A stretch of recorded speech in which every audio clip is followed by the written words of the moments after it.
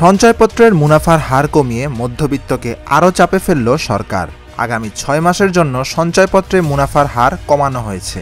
আজ ১ জুলাই থেকে এ সিদ্ধান্ত কার্যকর হচ্ছে। নতুন হার অনুযায়ী সঞ্চয়পত্রের সর্বোচ্চ সুদ হার হবে ১১.৯৮% এবং সর্বনিম্ন সুদ হার হবে ৯.৭২%। সবচেয়ে জনপ্রিয় পরিবার সঞ্চয়পত্রে এতদিন ৭.৫ লাখ টাকার কম বিনিয়োগে ৫ বছরের মেয়াদ পূর্তিতে মুনাফার হার ছিল ১২.৫০%। এখন তা কমিয়ে করা হয়েছে ১১.৯৩%।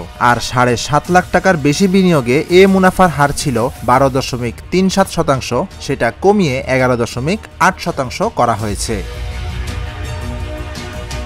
পেনশনের সঞ্চয়পত্রে ৭.৫ লাখ টাকার কম বিনিয়োগে পঞ্চম বছর শেষে অর্থাৎ মেয়াদ পূর্তিতে মুনাফা ছিল ১২.৫৫%। এখন তা করা হয়েছে ১১.৯৮%। ৭.৫ লাখ টাকার বেশি বিনিয়োগের ক্ষেত্রে মুনাফার হার ছিল ১২.৩৭%, এখন থেকে তা হবে ১১.৮%। ৫ বছর মেয়াদী বাংলাদেশ সঞ্চয়পত্রের মুনাফার হারও কমানো হয়েছে। ডাকঘর সঞ্চয় ব্যাংকে মেয়াদি হিসেবেও মুনাফার হার কমিয়েছে সরকার।